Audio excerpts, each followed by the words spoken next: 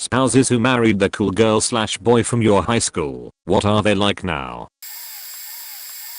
My mom was the cool girl all through high school, undergrad, grad school. But life didn't go that well. For most of her life, she had to be caring for someone in the family who was ill, and that took a huge toll on her. First it was her dad, then it was me. I had childhood illnesses, then her in-laws in quick succession, then her dad again, and finally she had to nurse my dad until he passed away from a terminal illness. She was meant to be social and have fun, and instead she was forced to be around sickness and sadness for her best years. But she is a very happy and mentally strong person in general who made the best of things. She hosted a lot of people and events. My house growing up was full of people visiting and having fun. She's very charming and easy to talk to and has a lot of fans all the time. Though, my siblings and I find her social side rather annoying. She isn't like that with us, and she tells us her charming side is just an act, and the real her is the lady who is constantly critical of us for our own good. She likes having groupies hanging around, people who are happy to take her help and be grateful to her. She has very few friends who could be considered her equals. She also expects a lot from other people and is constantly disappointed. She wants to be the center of everything. She doesn't know to be a guest at anything. She somehow ends up running every event she's invited to. She sincerely believes she's helping, but it's just disrespectful sometimes. And when we tell her that, she doesn't get it. She likes to dominate everything and make decisions for everyone. We joke that if the Prime Minister was her friend, she'd somehow end up running the country for him. I hate to be the one that bursts everyone's bubble, but my husband was the good-looking athletic guy with a great sense of humor that all of the girls adored. I was the petite blue-eyed blonde cheerleader that he chased for all 4 years in high school. We ended up getting together after high school graduation and were engaged 6 months later. I should have kept running from him like I did in school. He's now an addict who is verbally and emotionally abusive.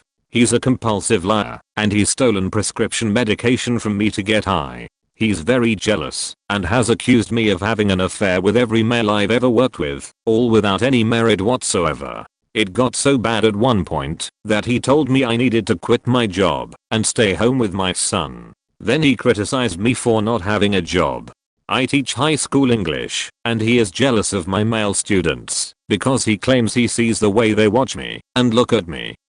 He's made my life hell. He criticizes and ridicules me for being a diabetic, saying he never intended to marry a cripple, which is hardly the case. I'm happy to say that he'll be getting served with divorce papers very soon. God help the woman who takes my place, because he can't do anything for himself. He's never paid a bill, made his own doctor appointments, etc. He's exhausting. He's also that guy who likes to tell our son what a stud he was in school and how he eventually got the girl he wanted. While dating, he portrayed himself to be the man he thought I would see as husband material. However, I quickly saw it was all an act shortly after we married. If I had it to do over, I would have left the country to avoid him. The only good thing to come out of our marriage is my son. I'm sorry that my story was the nightmare in the bunch. I'm just keeping it real. We are divorced now, but my ex-wife was a popular cheerleader in high school. I didn't even know much about her younger years when we were dating. I remember cracking up when she busted out a yearbook to show me. She said she loved high school and had a great time, had lots of friends, and ran with the popular kids. I was the total opposite. I hated those years of my life. I remember telling her that she probably would have disliked me if we had known each other as teenagers. I was a computer nerd that was into painting and graphic design. I was bullied a lot just for being socially awkward and super introverted. I was always carrying around and reading books instead of interacting with anyone. Anyway, the ex-wife isn't doing so well from what her current soon-to-be ex-husband told me. She had, and still has, a drinking problem when we divorced, but I got out relatively unscathed. She had a kid with this other guy a couple years ago and ended up getting a DUI, not her first. She lost her license and they ended up splitting up. Due to her alcoholism, he got an order of protection against her after several domestic disturbances where she got violent. He is still going through the court system, but he will likely get full custody of their kid because she has violated a couple orders of protection to come after him. She is on probation now too, which I think she has violated as well. Overall her life sounds like a mess. I feel bad for the guy because he is essentially me if I had decided to stay with her. I feel bad for her too because I know a lot of her issues are due to her dysfunctional childhood. We tried therapy twice, but she was quite hostile and resistant to it. I'm way late to the game, but I was the loser who married the prom queen. Point dating was interesting because she came from a rich family that gave her everything she wanted. I grew up in a very poor family. We are talking 13 people in a 1-bathroom house. Poor. She went to house parties and did all kinds of crazy shit. Meanwhile I was home hanging out with my nerd friend watching Star Trek. I thought she was kinda snobbish, but turns out she's the kindest person you ever met. Her heart bleeds a little too easily actually. Point we moved in together and she had no concept of money. Her family didn't like her moving in with a guy before married. They really liked me minus the whole poverty thing and cut her off financially. Sink or swim baby. My friends warned me she'd be gone by the time the rent was due and we couldn't afford it. Instead she got her first job at a department store while in college full time and we cut back on everything. She still had a closet full of designer clothes and shoes but didn't buy anything new for a long time. Stopped eating out every meal. She couldn't cook to save her life but I could, so we didn't go hungry. Overnight she became a normal college student. Common people is about her lol. She finished college. We put her through a law school. She made crazy money right after she graduated. I didn't make quite as much, but we were doing well for ourselves. Then the recession hit and we were back at square one. She stuck by me again through one of the worst times of my life. We had nothing. We had to move in with my, still poor, parents for 2 years to dig ourselves back out. We are not rich by any means, but we are doing well now. She still has her prom queen streak. She likes to dress up and buy nice things, but she now goes to thrift stores and garage sales and refuses to pay full price for anything. She got very good at DIYing stuff and made us a beautiful home filled with sheets she made herself, including furniture. Point I'm very happy. Friends warned me she would take off after college. When we went broke, she would cheat on me. She is way out my league looks wise. That she's not the kinda girl to stick around long. Turns out she's in this for life. We came close to splitting up a few times, but she always reeled us back in. Point I put her on a pedestal, which probably isn't good, but it works for us. People don't see it, but she does the same to me. She gets overwhelmed easily, but I'm pretty good at fixing shit when it goes bad. She still experiences things for the first time and it's really cool to see. For example, she saw an armadillo for the first time and she was crazy excited. She was never into nature lol. She stuck by me through some really dark times and I will never know why. I don't deserve her and she knows it. But I remember that every morning I wake up and try to do things that make me deserve her. Also I got to the gym, learned how to dress and do my hair because it sucks being the ugly skinny dude next to the hottest woman in the room. She still looks like she's out of my league, but at least it's not too bad now lol. She gets hit on a lot and I can tell it annoys her or sometimes makes her angry, but I could care less. Our kids adore her and so do my parents. My mom thinks she's helpless because she remembers back when she was helpless, but she's proud of her for how far she came. Now I'm tearing up thinking about it. My dad was a senior when my mom was a sophomore. My dad was practically Danny freaking Zuko. My mom was a total dork. She had awesome puffy curls, Coke bottle glasses and headgear to boot. My dad used to pay her to do his homework. Point my mom married a total piece of shit. She calls him her practice husband and had my brother for 2 years before becoming pregnant with me. She couldn't handle the trauma that he was putting them through and kidnapped my brother and ran away from sperm donor when she was still pregnant with me. Point she managed to get an apartment in the town she went to high school in. Every day was a struggle. One night she was having a particularly difficult time with my 3-year-old brother and 8-month-old self and ordered a pizza for dinner. When the pizza guy showed up, my brother was running around being an asshole and my mom threw little me into pizza guy's arms and said, "Will you hold this please?" While she proceeded to chase her 3-year-old around the apartment. Point this poor man is standing there with an infant in his arms in the middle of pure chaos. I've been told he fell in love with me right then and there, and my mom about 20 minutes later. I still have the pizza jacket he was wearing. They dated for 2 years before she finally agreed to marry him. They've been happily married for 28 years. He was working at the pizza chain that later became Domino's and going to school to become a teacher. DJ's Pizza was a side hustle while he was student teaching at the high school. He wanted to teach auto mechanics to help inspire troubled kids to stay in school so that they can go to college. He emancipated himself from his parents when he was 16, not because he was having trouble at home, but because he was ready to start building his life. He was taking classes at the community college by 17 years old. He was paying my mom to do his high school homework because he was too busy with college, apparently. I took his shop class when I was in high school. He was a strong advocate for high school being a waste of time lol. After finishing high school and community college, he graduated from the University of Michigan and went back to community college to continue taking classes for many years. He has so many diplomas and degrees that I can't even keep track. My mom too. Thanks to his influence point he saved us. He married my mom when I was 2 years old and adopted my brother and I when I was 8.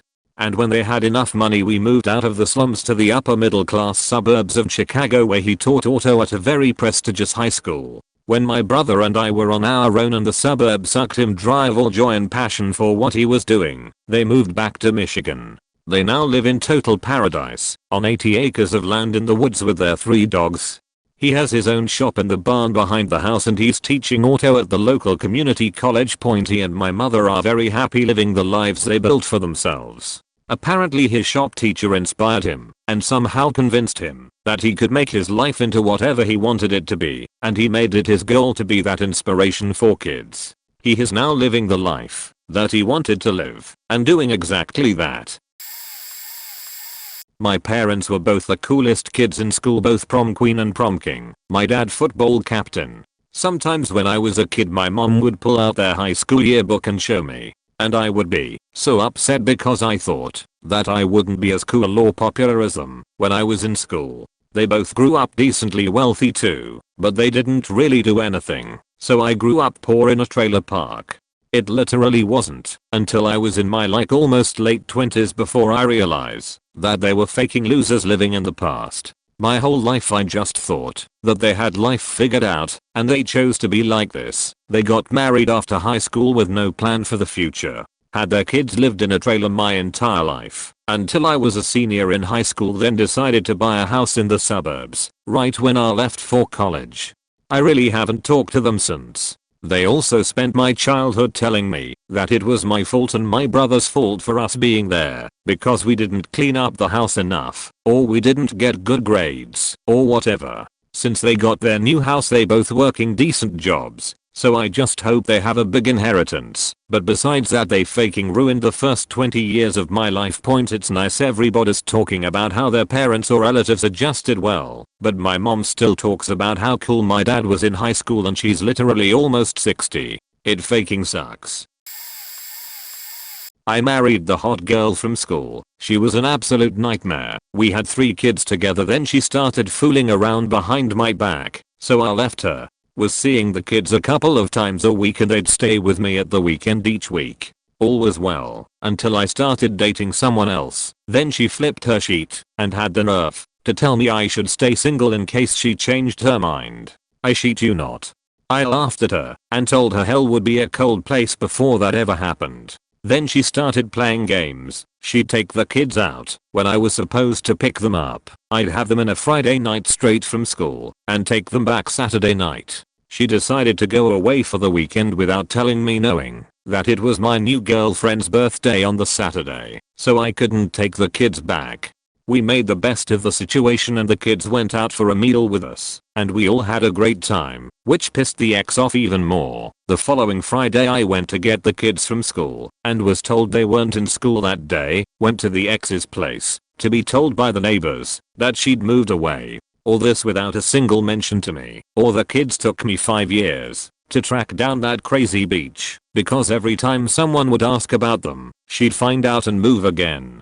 Then one week I was off work after having an operation and went shopping with the new girlfriend. I was sitting outside a shop having a cigarette when a teenage girl comes up and asks me if my name is insert name. So I say yes. She says I thought it was and walks away. I thought it strange, so I watched where she went. She walked back to my two oldest kids that were missing. So I jumped up and held out my arms and got probably the best hugs I've ever gotten.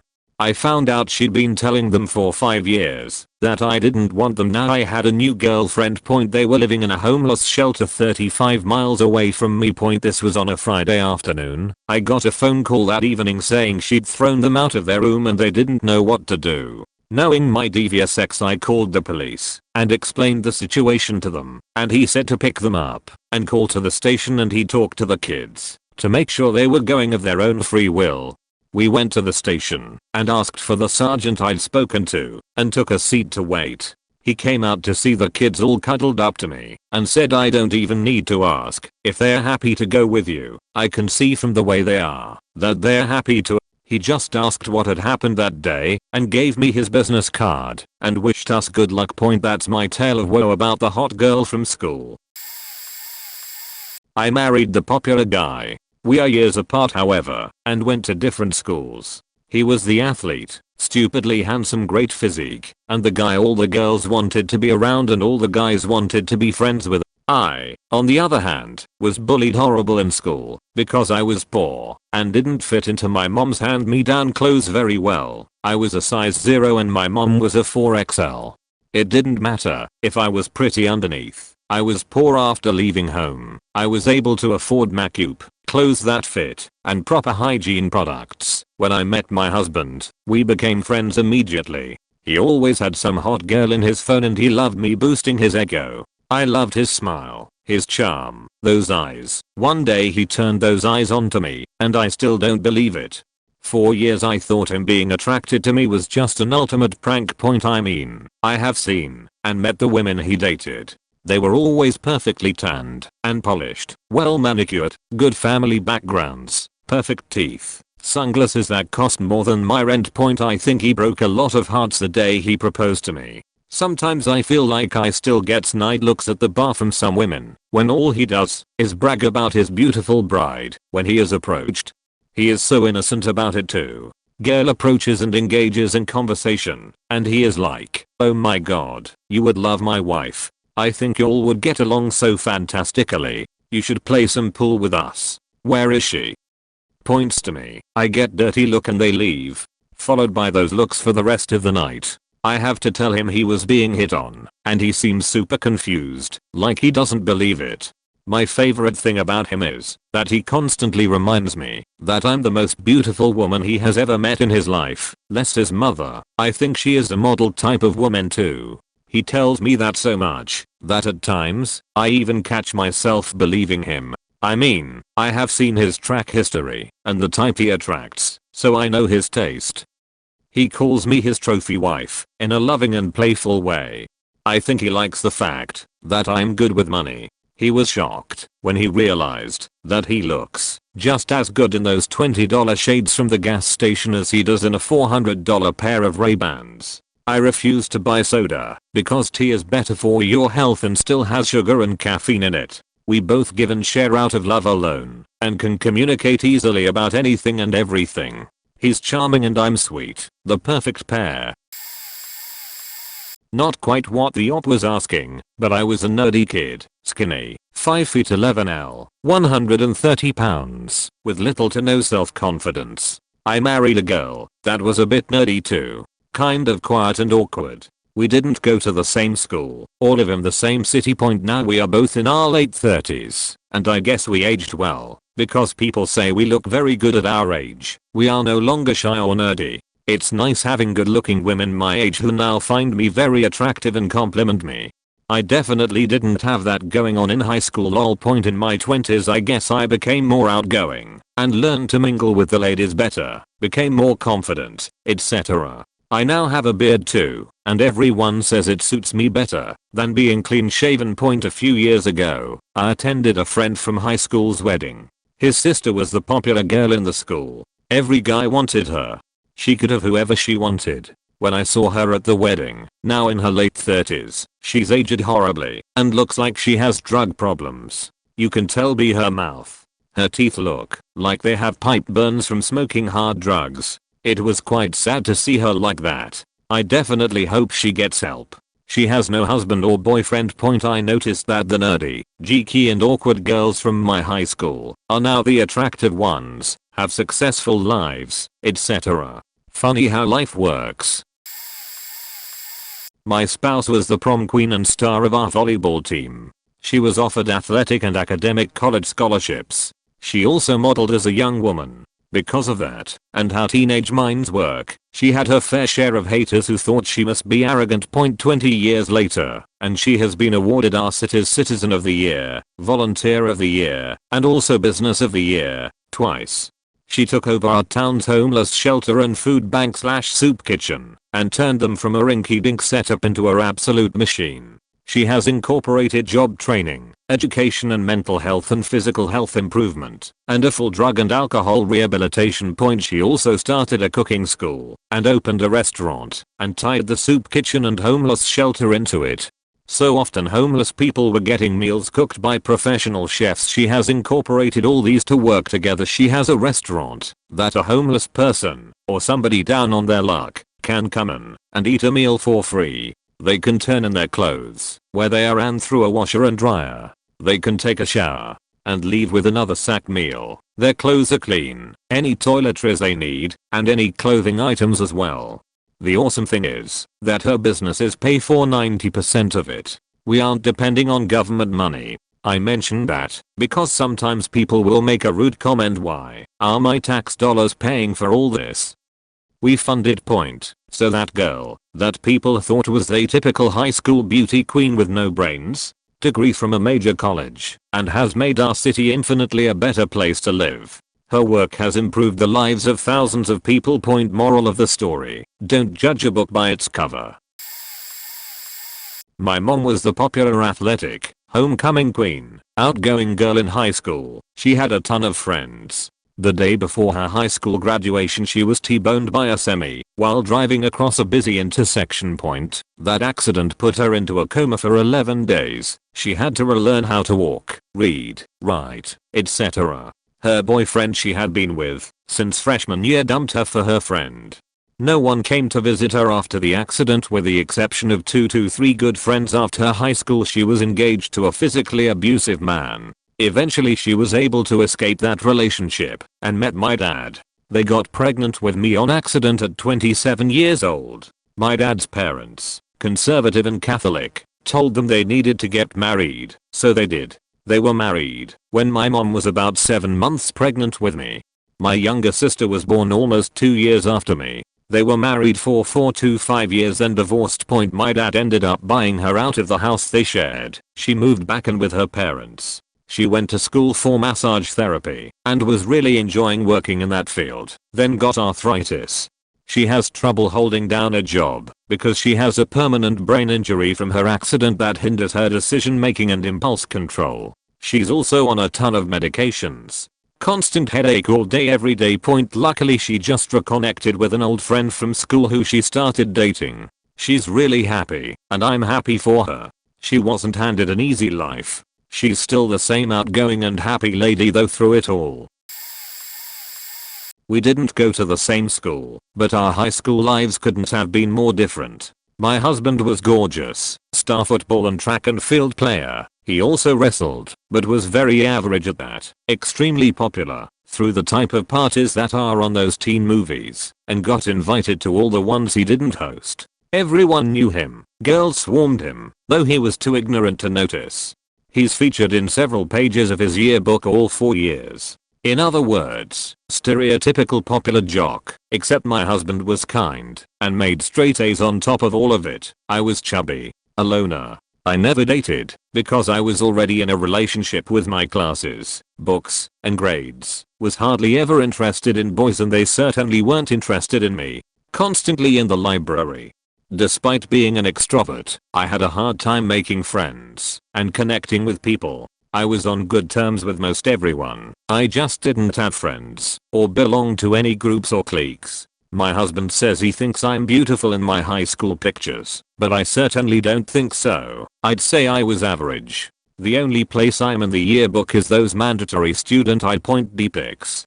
I still to this day don't understand why my husband fell in love with me. He's still hot AF and makes friends everywhere he goes. Everyone loves him and he gets along with everyone. I'm sarcastic as hell, don't care much for people and still prefer to study and read over going to parties and socializing.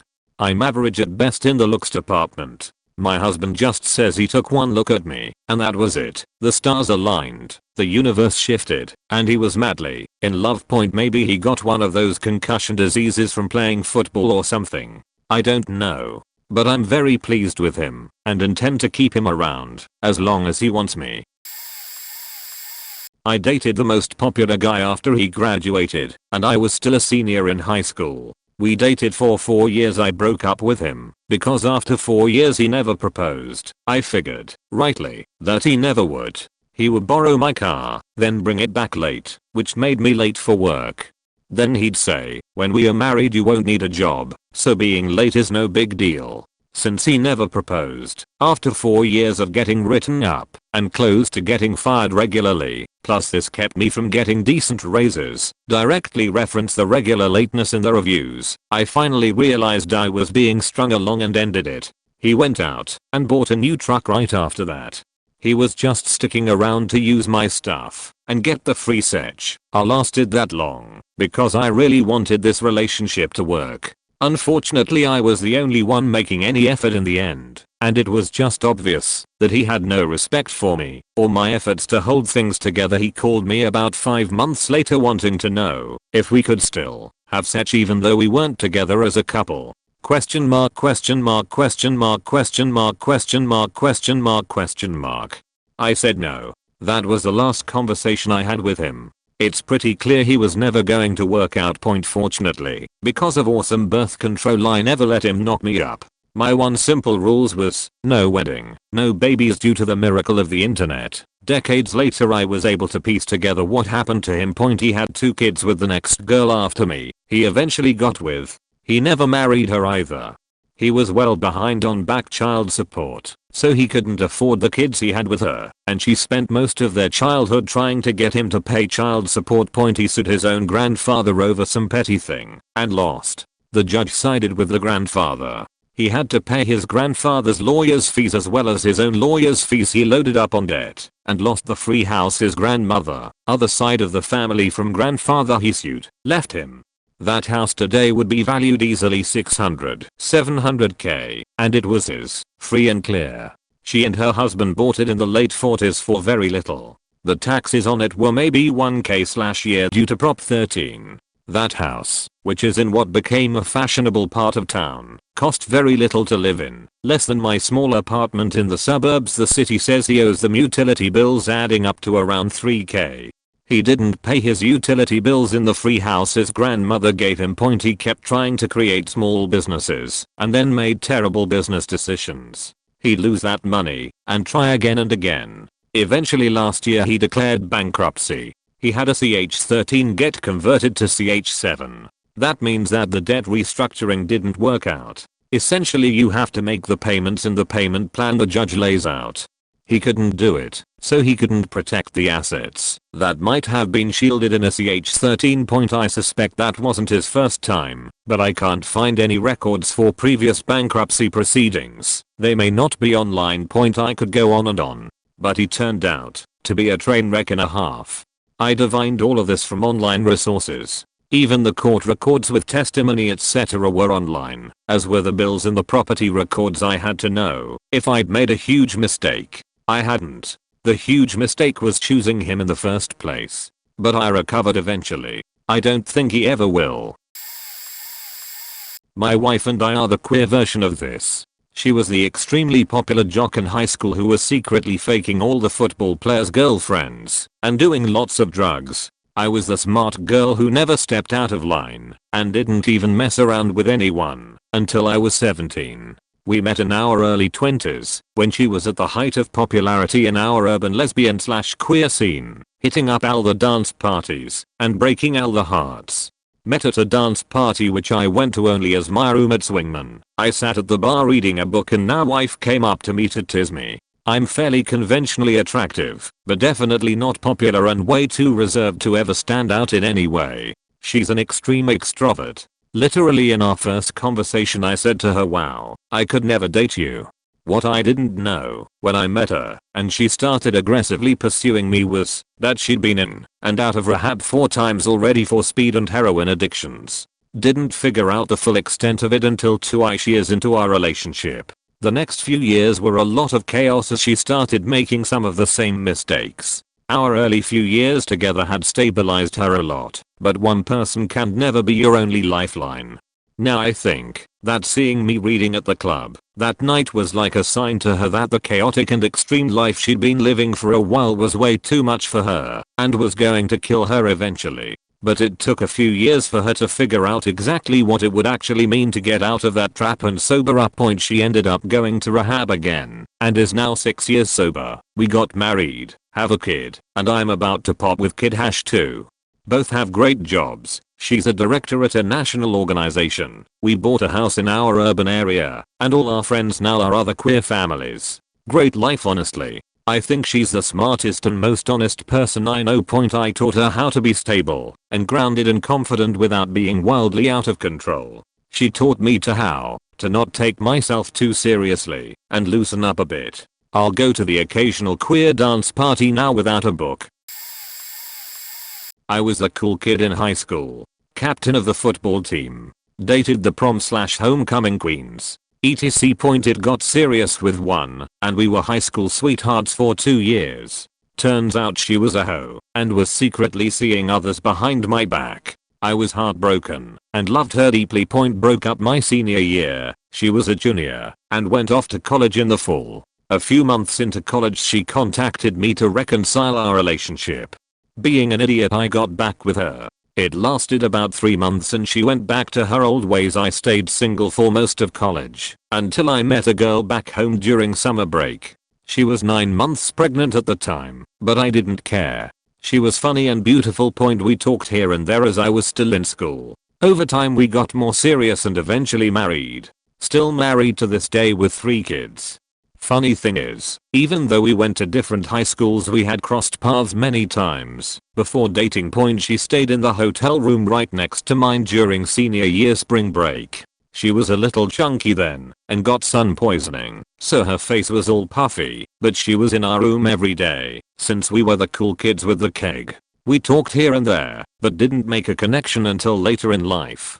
The cheerleader girlfriend from high school ended up a school teacher and got big. My wife doesn't work as I graduated with a computer science degree and make enough for both of us, and we decided we don't need a second income, but rather a parent to always be there for the kids. Had a friend in high school who was the cool guy everybody wanted to be around. Drove a sports car. Came from a good family. His older brother and younger sister both went to Ivy League schools. He was smart, athletic and a talented artist. He dated the hot, rich and popular girl in our class. He was also one of the cool drug kids in our class. The guy you would smoke weed with at all the parties, or you would show up and he would be all faked up on something. He ended up following the girl to the same university after graduation. It was very obvious she didn't want to continue their relationship in college and didn't want him there. But he still went. She dumped him immediately upon arrival at college. He lasted a semester. Couldn't handle the freedom. He never went to class. Drank all day every day. Failed out and moved back to our town. He then went to the large state school where me and some other friends went that was close to where we were from. He failed out of there within a year. Then went to a branch campus of my university with some other friends from high school, but he failed out there also. Then he went to a local community college and failed out of there as well. It's like he was falling down a ladder and hitting every rung on the way down. All throughout this time he was still the drugged guy partying with the townies from our hometown that never went to college. They all still loved him and thought he was the coolest. This continued for a few years. We were all graduated from college at this point and would see him when we went home for Thanksgiving or Christmas. He was still the same old party guy. He had moved on to a hefty opioid and alcohol addiction at this point. People tried to help him and get him to go to rehab, which he did, and somewhat cleaned up his life, but he relapsed a few times. He was driving home one night and he crossed over the lane divider and had a head-on collision, killing the other driver and landing him in the hospital with serious injuries. Didn't end up in jail. Imagine that, a white guy from a somewhat well-off family faces no consequences. He claimed he was tired and he fell asleep at the wheel. So he now has a lot of physical problems resulting from his injuries. So he's given opioids to manage his pain. And wouldn't you know it, his drug problem gets worse. He moved to Austin for some reason. Couldn't hold a job there. So he had to move back to his parents' house. At this point, most of us that graduated had either moved or lost touch with the local folks from our town. About 4 years ago I got a text from one of our high school friends letting me know about his funeral. From what I gather he either overdosed or killed himself, or both. It's a sad ending to a guy who was given every opportunity in the world, but couldn't get out of his own way. My dad was the class clown and hugely popular because of it. He was also a star athlete. He played soccer and tennis, incredibly intelligent. He speaks like 4 languages, and was a professional translator for a while, and apparently got into street fights and illegal drag racing on the side. He came to America to study, intending to only be here until he finished his degree. My mom was a huge nerd. Her sister was the pretty one who was prom queen and stuff. She was the nerd. I've seen pictures of her in high school and honestly I think she was prettier than my aunt. My aunt had huge glasses as a kid, but my mom was also very shy. Her parents didn't go to college, so when she went she had no guidance. Hugely smart, but no idea what to apply it to. She ended up doing 2 undergrad degrees and finishing her master's in 1 year. She also apparently had 50 boyfriends before she met my dad, which seems utterly nutty to me. My parents met in their PhD program, and according to my mom, they were literally making up awards for my dad because he kept breaking records. He was also wildly popular, even among the American students. They dated for 7 years, so they could both finish their degrees first and wait for my aunt to get married, since family tradition says the younger sister can't marry before the elder. My mom is a college professor. My dad is a school tech administrator. My dad got fat the second he stopped smoking and exercising every day. That is when he had kids. My mom is still a tiny little skinny fairy. My dad gives my mom advice about to deal with crap in her job. Since he's so socially minded he can guess exactly how each person will react without even meeting them, and normally she'd be too shy to say anything. They sometimes get into huge fights, and have since I was a kid, but they are still married after 20+ years, so they can't hate each other entirely. Got 2 for this. My grandfather was the slickest dude in school, went on to be a mellowed out charmer in a small Mississippi town. Started a construction company and bought some land down there. He passed a few years back but everyone in the town, even those who never met him, know his name and respect our family for it. Granted he was the saint in the family and he and my mother were the only 2 to ever be considered respected out of all of us. I think people kind of feel that towards me as well, but not like they did towards them. My younger brother too. He raised a good daughter who raised 2 good kids and a dud and a half. We have stories that the whole town knows that are now legends down there, all about his wit and exploits from when he was young. He didn't ever just coast along on his reputation. He garnered respect from his actions. Basically went from his hometown hero to the working class hero of his new town. After Katrina he nearly single-handedly saved the town from going under because he would do work at cost or less and accept flexible payments in order to save his friends from losing everything. You can still visit the boulevard in the town, and mentioning our name gets you stories for hours about one of his funny stories or jokes, or about how he saved a business. He was a truly great man. My great uncle, granddad's brother-in-law, served in Vietnam and Korea. He went from a quiet yet sharp playboy in school to an honorable soldier. Now he's in his late 70s and just posted on Facebook about how he's sad that he can't travel to geosurfing. He's goddamn immortal, I swear. He taught himself to skateboard in his 30s, surf and snowboard in his 40s. Now he's a retired engineer who travels half the year to do adrenaline junkie type shit and has a huge family that are all good people. Despite being the oldest man in the room, he's also one of the most progressive in his family. His kids will say something somewhat racist or homophobic or bigoted in some way and he'll shut them down. Says that everyone's blood runs red except for fascists. He and his wife are the glue that holds his family and extended family together. I don't idolize many people, but those two men are true legends. I started dating one of the cool girls my last year of high school. She was very down to earth, not stuck up at all, and we had a long relationship, lived together for 10 years, got engaged. In the end, she left me for a guy she met at work. Now she is miserable, and the guy is a serious alcoholic. I'm still close friends with her, and I'm really sad her life went that way. Our breakup was 11 years ago, so I haven't had feelings for her in a long time, but I've been single ever since. I'm 40 now, and I think I might be alone the rest of my life. I'm a good looking guy, have 2 degrees, work as a teacher, but the one romance I had in the last 11 years ended disastrously, and I got my heart broken even worse than when my fiancé left me. I would love to find someone, but I'm kind of old school. I found that dating apps haven't worked for me. Maybe I'm doing it wrong. I don't know. It's all about making yourself into a brand and I don't know how to do that. It really sucks because I miss having a life partner so much, a confidant and partner in crime. When you don't have a partner or close friends/family, I found that you can feel really untethered from the world. You start to feel that your life is meaningless because there is no one to bear witness, just as you are not there to bear witness to another person's life and accept them for all that they are.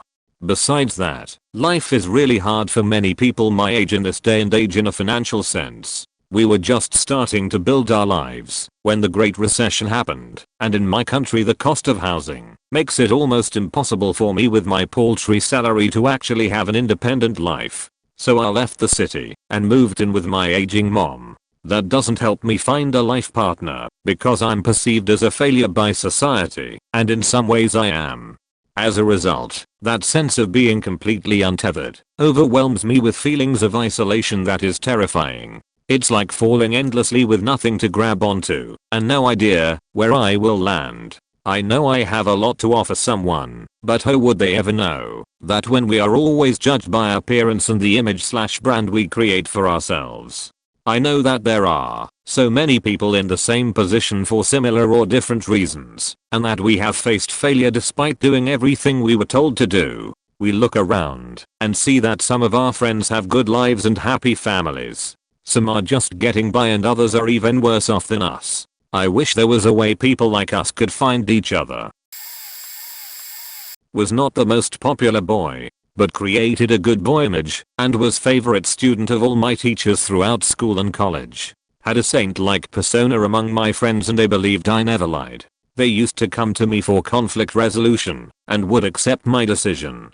Was really good at maintaining friendship. They would confide their darkest secret to me. I was, and am, the therapist for a lot of my friends. Was the dream son-in-law of all the aunties in my community. I'm from South India. And was the dream husband of all the girls there.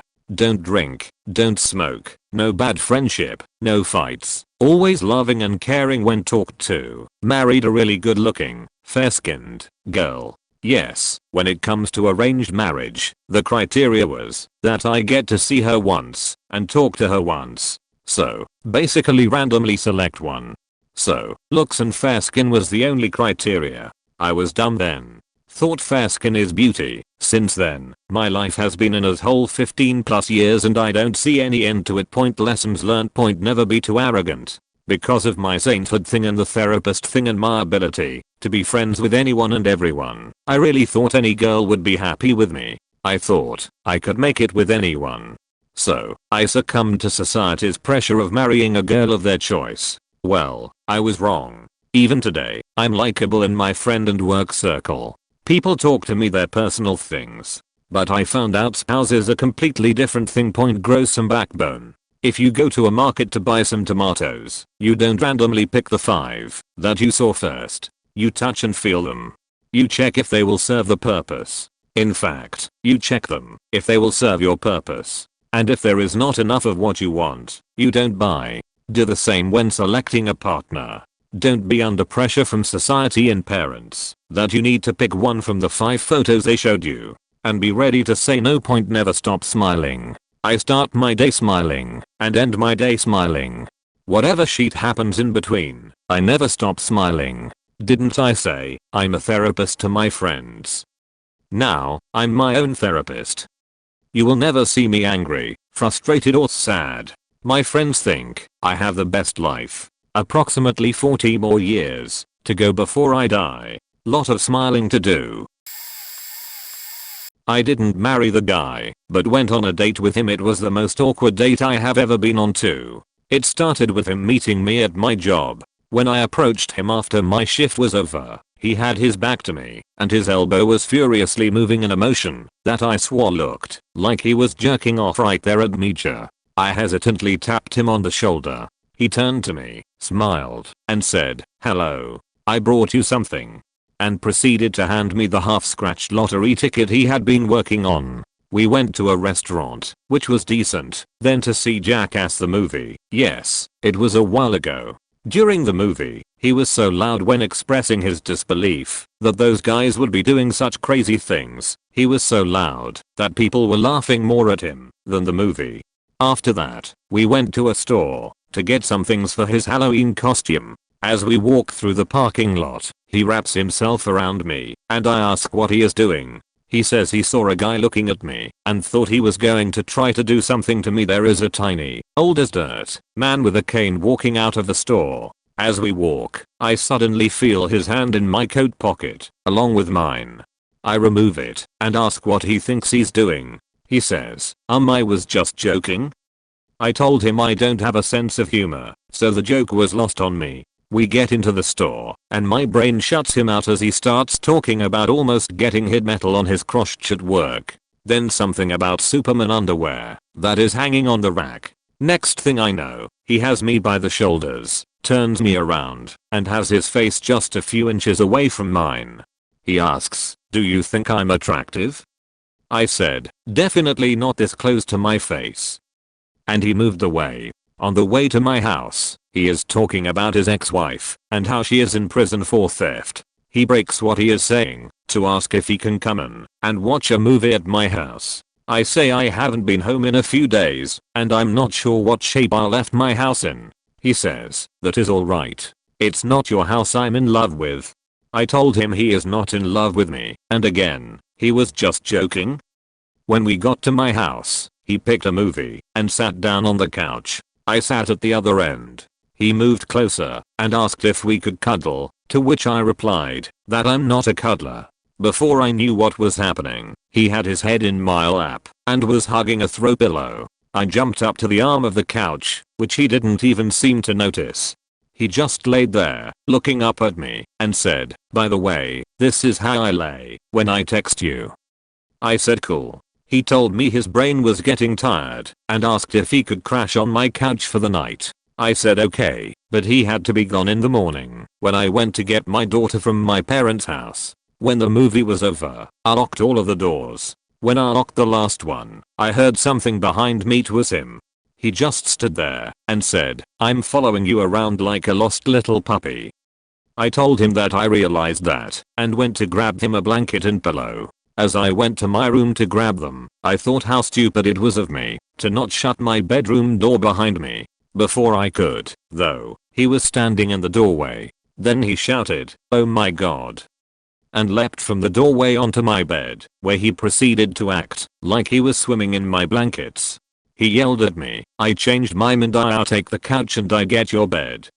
I told him to get the hell out of my bed and walked him to my bedroom door. Shoving the pillow and blanket at him, I shut the door in his face. He stood outside it for a good 10 seconds before saying goodnight and informing me that he took the next day off work so we could spend all day together. I told him I was busy the next day.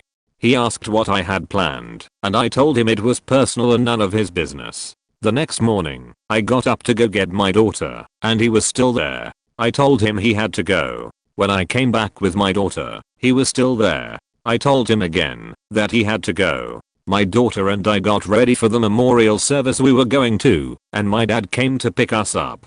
When the two of us walked out into my living room, he was still there. He looked between the two of us for a few seconds before asking, "Are you going somewhere?"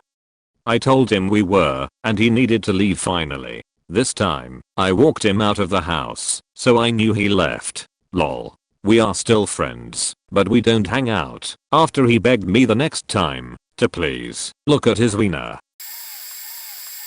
He drifted from job to job, always unbelievably great jobs for a college dropout of and at one time a VP of a bank, and was recommended for bank president of the bank till he told me God called me to be a massage therapist at a casino. Always quit everything, because he was smarter / knew better / wasn't appreciated enough. That included jobs, the Air Force, didn't make it through basic training, social clubs, friendships, then our marriage and practically fatherhood. Now, 15 years later, he's married to an alcoholic who was arrested for forging prescriptions and teaches, though not at reputable career colleges, but out there of his home, massage therapy. He has no friends, and has very little contact with one daughter and none with the other at all. He has spent his life thinking people owed him for the pleasure of being friends. He spent years telling me he was better / smarter / better looking than him, and I stayed way longer, 18 years, than I should have, because I believed it. Whereas now, I'm single by choice, have way more than dates than I want to accept. I have a small close-knit group of loyal friends. I have worked at the same school as a gifted teachers for 28 years, and have my master's degree. I have a super close relationship with my 1 daughters and their husbands, and often babysit my 3 grandkids, 9, 3, 1, and my daughters refuse to go on our yearly vacation to Walt Disney World vacation without me. I told my daughters they should pick out the nerdy guys, because they usually turn out to be very good looking when they are older, and they are the ones with the great jobs as adults. I wouldn't say either were nerdy during their dating time, but they weren't good looking / popular. Now one is a nurse practitioner and the other has a Monday-Friday truck driving job, and both do well. Even better, I brought my daughters up to be able to support their kids themselves. They are both nurse practitioners. My fiance won't admit it, but he was kinda popular in high school. He fit in with every crowd, never got picked on, and was a star player on his tennis team, while also being a hella active Eagle Scout, and having Ivy League colleges scout him. I never met him in high school, but from what I'm told he was incredibly muscular, but very awkward. He never realized when people hit on him, which is alert, because today he looks like he was blessed by the gods themselves.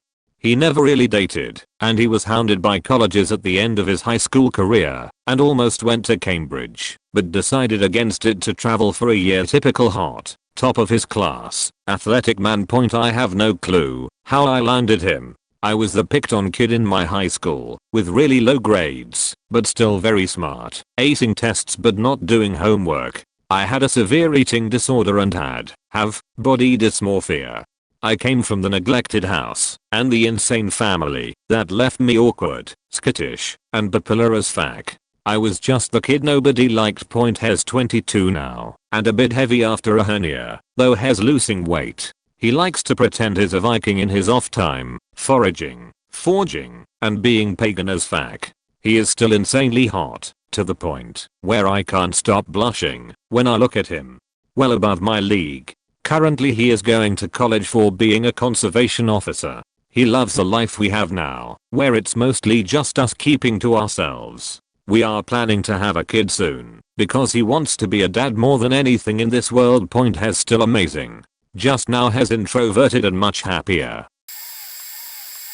When I was a kid, one of my best friends was insanely popular. She was so freaking drop dead gorgeous. Stunning. Honestly, I can't believe a single human could look that good. But she wasn't actually popular because of how she looked. She was popular because, as beautiful as she was 3,937,362,929 times more kind. She is like a made-up movie character. What a saint. She took little, nerdy, frizzy-haired me under her wing and fiercely protected me from my bullies. Except, she barely had to say anything, because damn girl with that ass, you couldn't fight back. She had the most beautiful dark skin I've ever seen. So dark, it looked like a painting.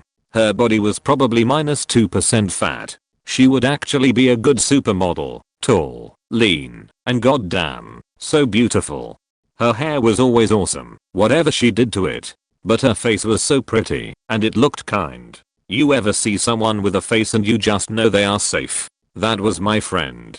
I'm grateful to have had her when I needed a friend so badly. Unfortunately we kind of fell out of touch, but I keep tabs on her on Facebook and say hello every now and then. She is now a registered nurse, dresses to kill, continues to surround herself with a diverse group of friends, thank goodness, or I wouldn't have had a chance to be in her circle. Who all seem so interesting and smart, and she just uses happiness. I honestly do not understand how she is a real human. She is just so good and warm-hearted. And now she's basically saving tons of lives and nurturing people. Man, YAA was the shit. Love that girl.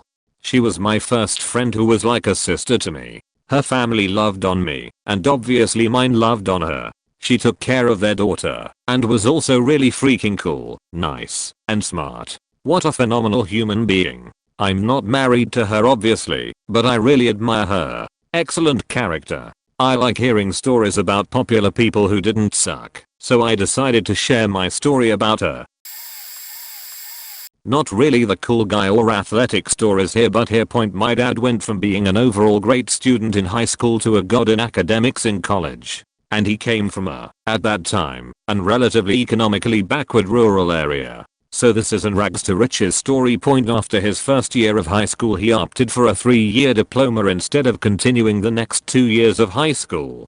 So while most people at 19 were getting settled into the second year of college, he already had a diploma in hand. He later went on to complete 2 bachelor's degrees, structural and civil engineering, and 1 master's degree, civil engineering. He wasn't the shy nerdy guy either. You know that one guy in college who was absolutely terrifying to talk to, often got into clashes with the teachers and staff? Yeah, that was my dad, but he wasn't what you'd call athletic, but he did participate in a few sports. He married my mom in 2001. They met when he came back to visit his parents after his second bachelor's degree, and was staying back for a couple of months. Despite his qualifications he was stuck working a dead-end, private sector job for almost 3 years. At one point they were so poor that for all the schematics that my dad drew up were done by hand as he couldn't afford a computer. He also worked up to 2 to 3 jobs. In 2003 he applied for a government job, and guess what, he was hired. This new job was like almost half the hours, had a metric fuck ton of benefits, paid more than 3 of his previous jobs combined, to the point where 1 month of salary at his new job was equal to almost 4 months of salary he got from working 3 jobs previously. Now, well, he's 48, healthy, still works for the government, has his own big ass home in one of the major cities of the country, earns 8x more than he'd ever thought he'd earn, is currently building a farm in the countryside to retire to, and is all set to send his kid abroad for business school abroad a few years down the line. Point I absolutely fucking love my parents. My beloved sister, fun Aunt Lauren to my children, had a long line of interested sweeties as a high schooler. She never had to really do anything difficult or challenge herself, because in addition to being conventionally attractive, she's also whip smart. She was homecoming queen and the rest of the things that come with her status in high school. Point dudes always fell all over themselves for the opportunity to date her. We did not benefit from even mediocre parenting, so we figured out life ourselves, and with some assistance from the greatest grandfather ever. That said, she had grown accustomed to getting what she wanted. Point she got to college and kept coasting, and had a friend group that included many dudes who did whatever she asked and were along for the ride. Except one. She asked him one day why he didn't like her. They remember his response slightly differently, but the message was, he told her he didn't find it endearing or likable for someone of her intelligence to coast by. She was venting about it to my wife and realized it pissed her off because he was right. She did however find it endearing that he didn't give a fuck about impressing her. 3 months after her residency, I walked her down the aisle because Gramps wasn't with us anymore. Point today, the cool girl from high school is Dr. Lauren, pediatrician, mom to 3 bundles of energy, and married to the type of person I never thought she would be with. He grounds her, and she brings out the fun part of him. Hey, this is me and my wife. We met in our early 30s, but in high school she was a hardworking, straight A's, beloved by all, class president. I was an introverted, brooding, underachieving outsider. Heh. She's very sensitive and very emotionally perceptive, and always available for anyone who needs it. She's the 9th of May 10 socially skilled, but the combination of caring and generosity really costs her.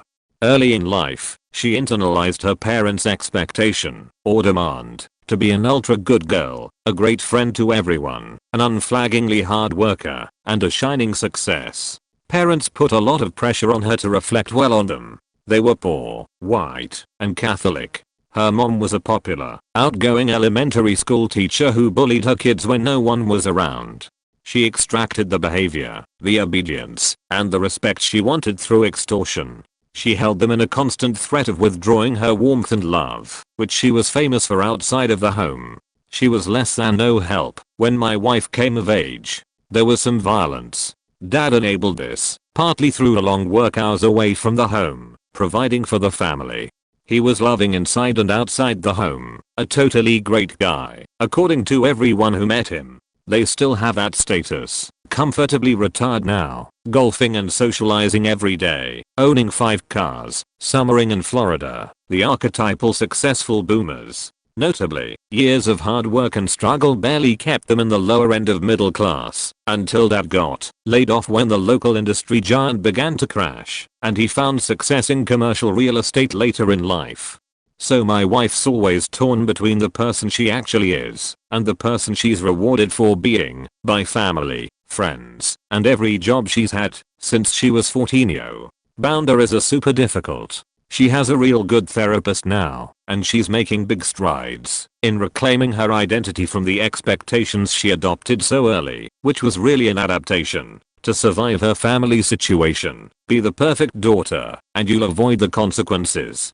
She's unconventionally beautiful. She thinks I'm crazy, and has really struggled with weight and reproductive health, so consequently she's hounded with body image issues and shame. Since she wasn't perfect, she lived in constant fear anyway. Now she is a beautiful, loving mother, on a path to be CEO or COO of a progressive non-profit. She's trying not to unfairly compare herself to peers, to forgive herself for not already being more successful in family and work. She's trying to navigate life using the priorities of her more authentic self, instead of her fixated image self. I'm frustrated with some of the authoritarian, sniping parenting that she repeats with our amazing daughter, but I'm so proud of her for her personal growth, and how she's still rising to these challenges at 40 years old. Every day she does a better job, and she becomes a better version of herself, for herself and for us. I guess I should add that she's attracted to me, because I understand being damaged, because I'm uncontrollably angry about injustice, and because I'm handsome and tall. Probably also, now, because I'm a pretty good dad, which was surprising to everyone, including me. Unfortunately, I'm still a brooding misanthrope, stuck in my own maladaptive response to trauma and deprivation as a kid. I'm not a great husband. I have not been entirely good for her. I'm habitually miserable. I don't share her positive outlook, and frankly I drag her down about as much as I lift her up. Her family halfway hates me for all this, because I don't make her happy, because I don't subscribe to their conventional values, and because I've been, occasionally, very rude to her mother. I revealed my contempt despite efforts to maintain appearances and act appropriate, and it's caused real friction between my wife and me. Her mom and I just keep things polite and superficial, and we all try to keep us separated at gatherings. Sorry, honey. I love and adore and respect you, and I'm still trying to do better and find a way to make you happy. You're wonderful and you really deserve it. In 2018 Ira connected W, the most popular kid in school, now a 40-something-year-old man. He was the guy everyone liked. He was kind to everyone, and super good looking, played 3 or 4 sports, was the life of every party. We stayed together for one of the more miserable years of my life. He'd become a hardcore non-functioning alcoholic who only wanted to talk about the past, not just high school, and party. He would even pretend to smoke pot while video chatting his friends. As he descended further into his madness of alcoholism, he became extremely mentally and verbally abusive towards me. As a side note, he didn't drink for about 4 years before he got to me. He was actually not allowed to board his flight up to meet up me again because he got too drunk at the airport. It never stopped. I should point out he didn't work, and I paid for everything for the both of us on my money from Social Security disability. He had some really faked up, traumatic things happen in his past that he refused to seek therapy for, no matter how badly I begged him to do so, and he was jealous of everyone on the planet because they had it better than he. Oh, and he was a closet racist. Eventually I had the police come and escort him off my property when he just wouldn't faking leave. He even told the police I'd hit him. He ripped my earbuds out of my ear so hard that he tore one of them off, so I punched him in the shoulder. If we had still been dating, I would have been taken to jail for that one justified punch in the shoulder. Luckily we'd both told the cop we'd broken up 2 weeks prior. Anyway, he moved in a couple of mutual friends and proceeded to make their life hell for 1.5 years, like stealing their sheet and pawning it to buy alcohol and drugs, turning into a heroin addict, and shooting up in the house, getting his ass kicked by multiple dealers in the area because he tried to rip them off, the couple being threatened and having to pay other drug dealers who he successfully ripped off. And going everywhere during the pandemic no mask. He eventually left while they were in the middle of evicting him. From what little I've heard, he's bounced between various friends and relatives, ripping them off and burning bridges everywhere. His 2 oldest nearest friends ended their friendships him and blocked him on FB during this before he could get to them and try to ruin their lives too. My husband and I are high school sweethearts. We are celebrating our 10-year anniversary next week. In high school, he was part of the popular group. He had the house where the parties were, and their group was the group. To be in point, I wasn't a part of their group. I wasn't really a part of any group. I wasn't a nerd or anything. I was just there. I had my friends and that was that. We met junior year and got married at 22. Now, he's doing great. He was on the football team in high school, but now he powerlifts. He's even more good looking than he was in high school. He's friends with his high school best friend, but that's the only person either of us really talked to from high school.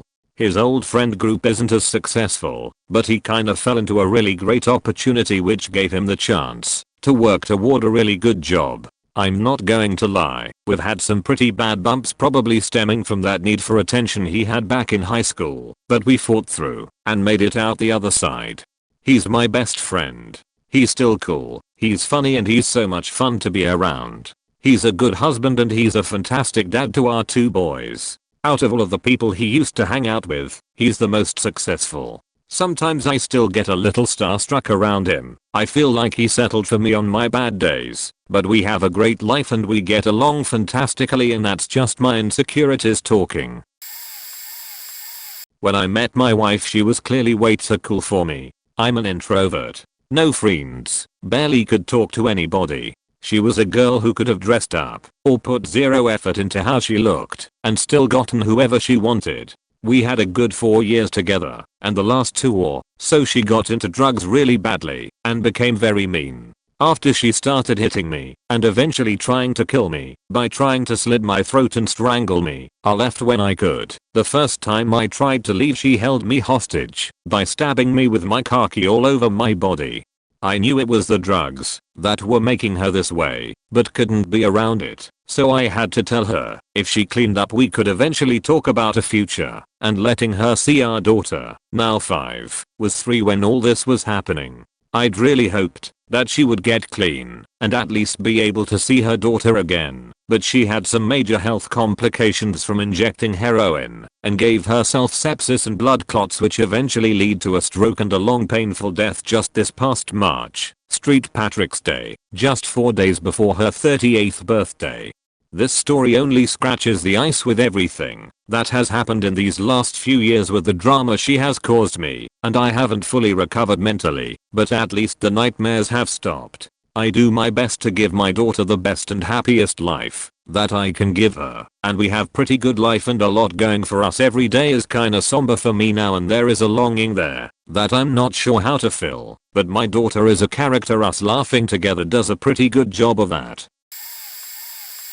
Not married or anything, but ran into the cool guy from high school a while back at our 10-year reunion. He was the dude that set the trends. He had contacts with bootleg music people, and we got all our cool music from him. He set the fashion trends, did the fancy dance moves at parties. He had all the girls. He was tall, blue-eyed, blonde curly hair. Women would look at him and spontaneously orgasm. Not really, but you get the drift.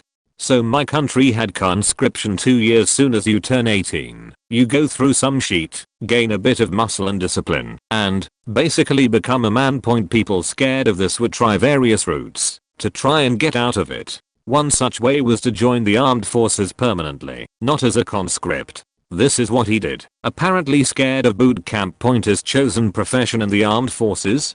Chef. Not fancy Gordon Ramsay sheet, mess hall for the troops sheet. Powdered eggs and stale bread he would rather face than running around and getting fit. So 10-year reunion swings around. I'm 8 years into my career. He's still a chef. Not for the army at least, but some corp. He cooks in their mess hall. Not saying that is bad. I can see people enjoying cooking for others, but this was definitely not him. But in his fear of physical exertion, he ran towards cooking in a corporate canteen. He was sitting with a beer glass full of Jack Daniels, telling me about the last 10 years, downed it and got another. I heard via the grapevine few years later that he had been driving home drunk. His car overheated for some reason, and in his drunkenness, decided that opening the radiator cap was a good idea. Superheated water and steam hit him in the face, and he has some facial scars to live with now, thanks to Mr. Jack Daniels. TLDR, being the cool person in high school means jack shit. I didn't marry one, but I was really surprised a few years ago at our 20th class reunion. I went to a small school in a small town. I think we had like 90 kids in our graduating class. A lot of those kids had been there their whole lives. Everyone not only knew everyone, but I had went to daycare with some of these people. This is also the kind of place that has a lot of those same people living within 20 miles of said small town in the same bars their parent lived in. We had a bonfire at one of the classmates' parents' house, same house she grew up in, and I had been to a bunch of times as we used to have bonfires there in high school. Lol. Anyways, I was one of the few that moved far away, but my parents' moving lined up with the same weekend as the reunion, so I went. I wouldn't have come back just for the reunion, but I was there, so shrugs shoulders. One of the more popular pretty girls got drunk, brought up how one of the dudes there had broken up with her in a note and starting dating one of the other girls immediately when we were in 8th grade. She wanted an apology from him. I'm like, wait, what? I thought she had to be joking. Most other people were laughing too, which only incensed her and made her more angry. Now, the other interesting thing is she's doing all of this in front of her husband, who she has like 4 kids with. His laughing about the whole ordeal is what pissed her off the most, I think. I had rode there with a friend who lives in the general area.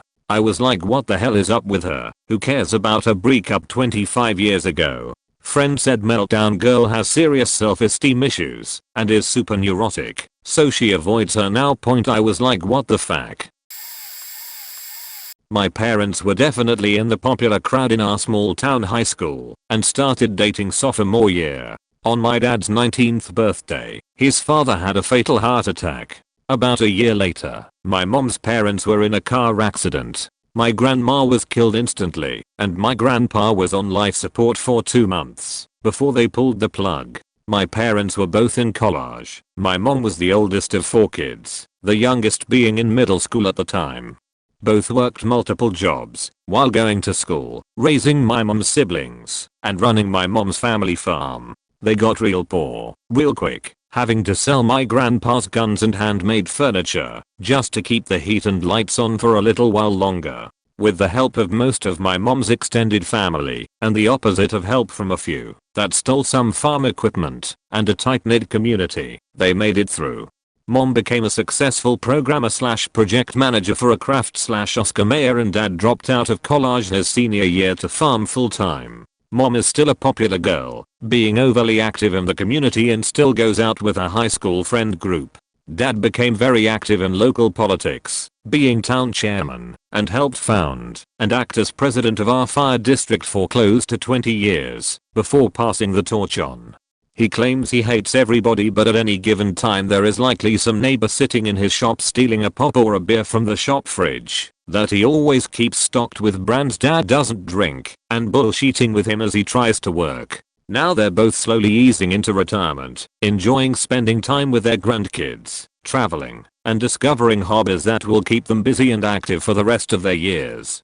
Side note, some of my grandpa's guns and furniture have shown back up over the years. Some of it was purchased back as estate auctions, other stuff was just given back after 30 plus years. One of his guns, an old .300, was given back to them, and my brother was able to harvest a buck with it.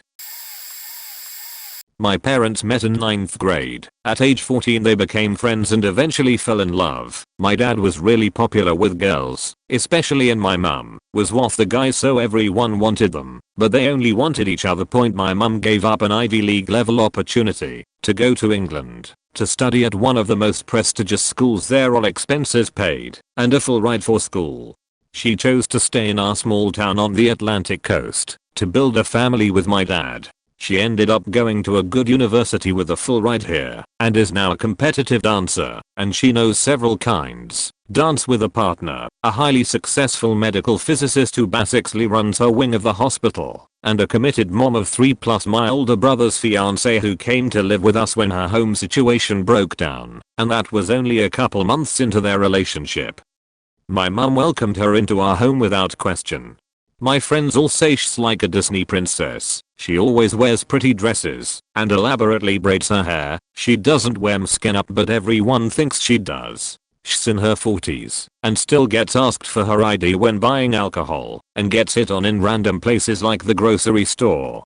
She has run a fundraiser to get my school a new playground. It was in the news and everything. She ended up building the school a bunch of new equipment and an outdoor learning garden.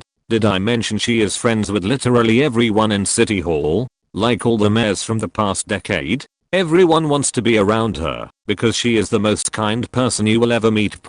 But bottom line is, 20 something years later, my parents are still happily married. My dad was very popular growing up, but not the preppy popular. He mainly just smoked weed, shot guns, and threw parties. He pretty much just works 60-hour weeks now and is killing himself with alcohol daily at the age of 55. He has copped, but no longer smokes, which really improved his health. Go figure. Why mom was infamous as a bitch you don't fuck with. Almost a butch, redheaded, and mean as hell if you pissed her off type of person. She was extremely popular and the go-to person when you needed someone's ass kicked. Somehow that made her popular and cool. I guess she didn't fuck with people that didn't need to be faked with. She still has a hot streak to this day. She is very physical. I watched her break my dad's elbow with an ashtray once. Also saw her throw a glass table at him, throw a glass plate at someone's face. She broke my arm by jabbing me with a stool. She was like a very angry brick wall. Growing up, talking to her was like talking to a brick wall, and fighting her was like fighting a brick wall. You never win in any situation. There is no reason. They once threw a party where, apparently, over 500 plus people came from all the surrounding schools. People were jumping off the roofs of the house, climbing the near billboard drunk as fuck, and the next morning apparently the street was filled with people passed out from the party. Apparently at this part, a biker gang showed up and beefed with a rival gang. Gunshots happened. The fire department and police were both called over multiple things. Sounds crazy to me. While I didn't witness this, it's a very known party that they didn't just make up to sound cool. Lol. I can ask any family member that was alive. I can ask friends of family members. I've even heard people I've never personally met before that knew my parents mention it to my parents. Lol. This party was apparently the highlight of the whole city for that year. It still gets mentioned, and it was over 30 years ago, so there's that point, and that was my parents' legacy. They became the cool kids that threw the biggest party the town has ever seen. My mom and dad grew up in a shitty neighborhood, but my dad was super popular, amazing at any sport he did, not very school smart, but everyone knew him, and nobody faked with him, because he could fight like a MF and basically never lost if he wasn't drunk. My mom was super popular as well. Every boy wanted her, but she was outgoing enough to have everyone want to be her friend, and reserved enough that she did not sleep around. They got together at a party once later on once they were in their 20s and stayed together for 17 years. At first it would seem that they didn't peak in high school as my dad made a multi-million-dollar business, had 2 of his own kids, and 1 he made his own. 1 was from my mum's previous boyfriend, had a huge beautiful house on an acreage with 2 dogs and a few kitties, and 2 horses. My life was like one of those American dreams, but in Canada with a native dad and a white mom. They were still pretty ghetto, but it was in all the right ways, and at the right time. My dad had a brother who is a crack addict and often went MIA, and one time in particular he had to go find in Winnipeg, Native Central, so my dad went off to go looking for him in the seedier parts of Winnipeg. If you've ever been there you know the whole thing isn't so cash money, so the bad parts are really bad. He found a guy who had seen him, and he was led to a crack house where the guy made my dad do a hit of crack to make sure he wasn't a cop. That was it. Slowly but surely my entire life started falling apart. My dad was hooked from his first hoot, came home and was very high functioning for a crack addict until he wasn't. We lost everything, our home, our stuff as our house flooded during us being kicked out, bankruptcy. 5 years later, we really only had each other, but we didn't know what had happened yet. We moved to another town and started renting a beautiful acreage house, and my dad started working out of town. 6 months later we lost that house. My mom broke up with my dad and we were homeless. My mom took us to her cousins and we were able to stay there until my mom figured something out. 2 years later my dad had got sober and told us what happened, and it broke my mom. My dad now is doing amazing for himself. He found happiness doing the 12-step program and doesn't need a lot of money to fill what he thought he was missing. My mom hasn't done so amazing as he was her whole world, and she is now also going through the 12 steps as a design for loving and healing, because my little sister and I began the 12 steps and it's already changed our lives mentality wise. She wants to be healed so she can move on, and she's doing way better than she was a year ago. I'm proud of my whole family and grateful everything happened the way it did, as I wouldn't have my priorities straight. I had anger issues, and once I started the program it was like I was instantly a new person. I don't need money, stuff or different places. I need my family, and that always makes me happy now. I'm 19 and could not and have not ever been happier, and I'm happy I have a way healthier mentality, so I will be able to deal with the difficult in the future rather than say why me. Also following my Aboriginal roots, which is a big help as I love my history. My dad was the popular guy. He was a star baseball player like my papa who almost went pro. All the girls wanted him, everyone wanted to be his friend. My grandma was mentally ill, diagnosed bipolar, was one of the first children to survive some illness when she was little, which possibly led to her mental issues. She wore dentures. Since she was a child, the medication she took when she was little was so strong her teeth fell out. My grandpa eventually couldn't deal with it and left her for another woman across the country when my father was still quite young, which forced him to be the caretaker of any remaining kids and his mom. My grandma then had 3 suicide attempts. My dad was abandoned, then had to deal with my grandma's suicide attempts. A lot of trauma happened around that time. After school my dad worked as a garbage truck guy who thought it was normal to get so excited it's a Friday that he'd cut himself with a bottle. It wasn't normal. He worked as a bouncer, and that's where he met my mother. He let her in, even though she was 19, because they were flirting. He actually went to high school with my mom, who was a selective mutual through school. They dated for a little while but broke up. During the breakup my mom found out she was pregnant with my brother, so they did what you did back then and got married. My mother and brother almost died. When she was giving birth she had such a high fever her hair fell out. My brother had some kind of herpes on his forehead. It was a whole thing. More trauma point now from my memories. Their relationship wasn't great. Good times were great, bad times were awful. My father was clearly mentally ill, refusing to get help. As we became teenagers my father and brother would get into big fights, hurt each other. I'd get in between to stop it. I'd get hurt. It wasn't good. My mom started talking to someone at her work. I don't know how far that talking went. My dad found out and showed up at their work trying to fight him or something. The building went into lockdown. Police just convinced him to go home. Soon after that my mother and I left, and I didn't talk to my father for 5 years. He eventually pushed my sister away, who did the same, and then his extended family. My brother stayed until he moved in with his friend. My dad was left alone. He figured out the anger wasn't working, I guess, because he still hasn't gotten help, but he has changed. No more anger behind his eyes, only sadness and regret. My sister and I have started bonding with him again. I broke up with my high school sweetheart after a year and a half off basically being with a woman instead of a man. Someone who never wanted to do anything with me ever. It was my first day of senior year. I had a sheet day, so I asked him to stop by on his way home from work for a hug. Just one hug was all I wanted. Hours go by, and he isn't texting me, but I now have seen him drive by my location 3 different times. He finally responded and said he was showing his truck to someone who was going to buy it. Then he said he would come over. He lived 1 mile away from my location. Another hour goes by, and he says he's going to come over after the party was over for his friend's sister. I'm sorry. Someone's birthday party for a grown-ass adult is more important than your sad girlfriend who's been waiting for you to give her a hug. I told him not to bother, because I would be home before then, and he would have the chance to. So on the drive home I talked with my dad, and he said why put up with someone who can't even stop for 5 minutes, even if he was busy to give you a single hug.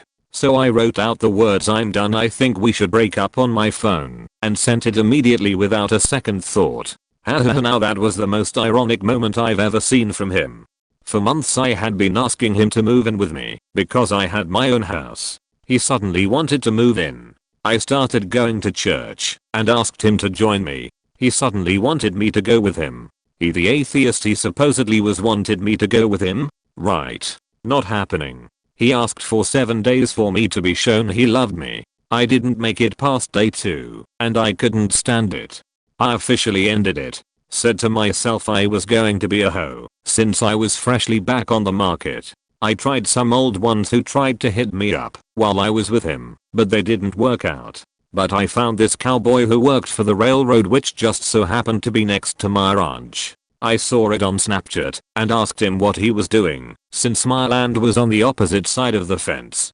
One thing led to another. He came over for a one-night stand, but a pipe under my house busted literally the hour before he showed up.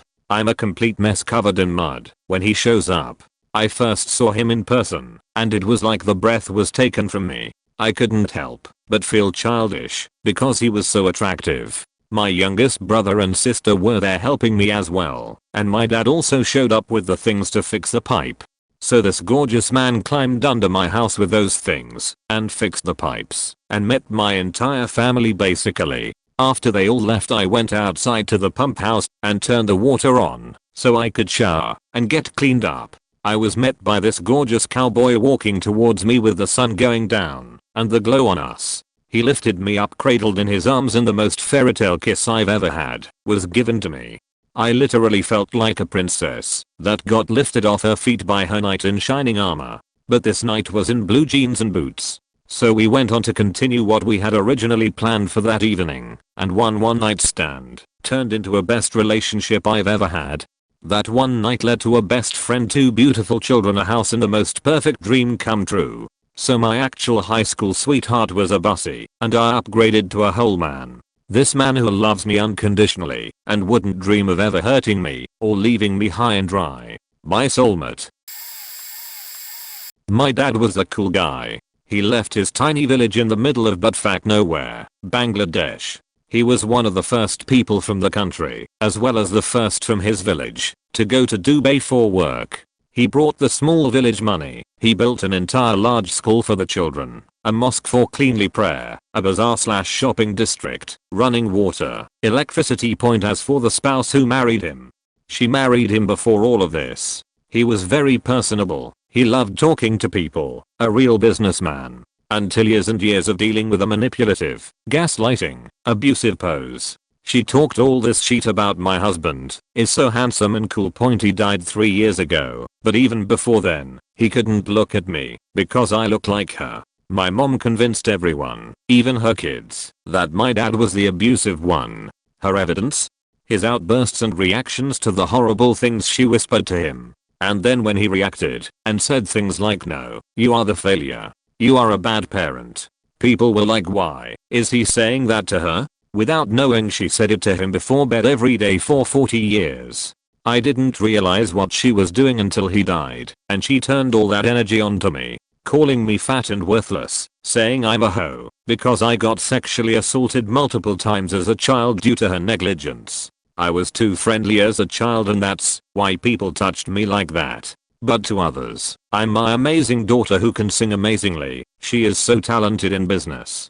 And then whenever I react angrily over the 100th comment of the day, my brothers start with why are you yelling at her like dad did. No one ever stands up for me though. No one ever asks her why she tells me I'm going to die alone. No one asks her why she says no one will ever love me. That's what happens when you date the cool guy for status. We are not married, but I wanted to respond just because there's still a very big change in both of our personalities since high school. Anyways, back in high school before my boyfriend and I started dating, I was going through this dark phase where I listened to a lot of rock bands and was having a really hard time with my mental health. This was before I was diagnosed with OCD.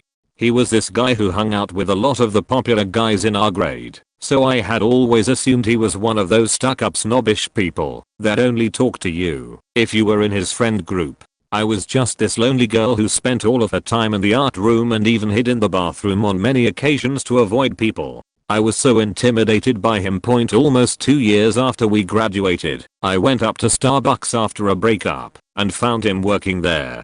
It caught me so off guard that I literally almost ran out, and then I didn't even go back up there until a month later. When I finally went back, my crush on him came back, so I started going up to Starbucks nearly every day. I spent well over $500 on coffee because I didn't have the confidence to talk to him unless I was ordering coffee.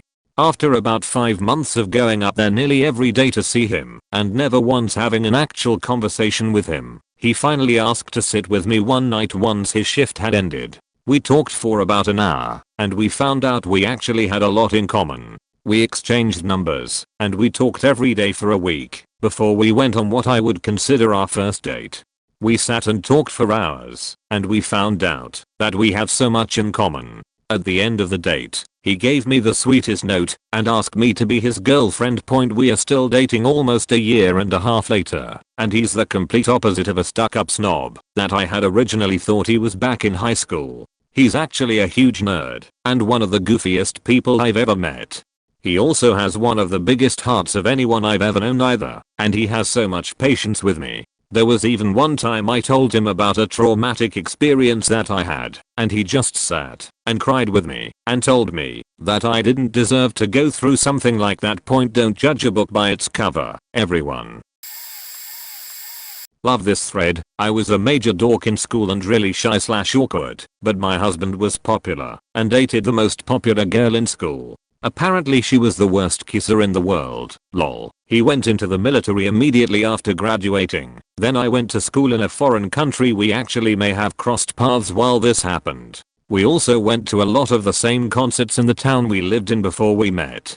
We grew up only about 20 miles from each other. A few years ago, we met online and we immediately knew this was it. We bonded over our love of traveling and cartoons, but he also wrote me the longest nicest text messages, and still does. I have always been very introverted and never hung out with people too much, but we went on 3 dates in one weekend. I think he's a very considerate, loving, and wonderful man. Although, we talk about it a lot, because going into the military changed him a lot as a person, and I don't know that if he just stayed in the town where he grew up, if we would have started dating. Also, my mom's brother was ultra popular, and she was a major burnout/freak. One time I asked him what she was like when she was young, and he said your mom was a badass, she was high all the time. She was super cool but not popular, though she always dated musicians. Eventually her best friend started working for Who's Aircraft, and she said there was this really weird guy my mom needed to meet. She couldn't believe how weird this guy was. Turns out the weird geeky guy was my dad. Mom said she thought she would marry a rock star, but then she married my dad, a chemical engineer who gave her a really amazing life, probably even more extravagant than a struggling musician would have. My uncle ended up marrying his high school sweetheart, who was the most popular cheerleader in school. She cheated on him at every turn and she's been married 4 times now. Also, she's really fat now. He never grew up and still lives in the same place / never got married again or anything. For all his popularity, it didn't really do much for him, although I would say he is fun. His kid from his first marriage is an absolute loser, though.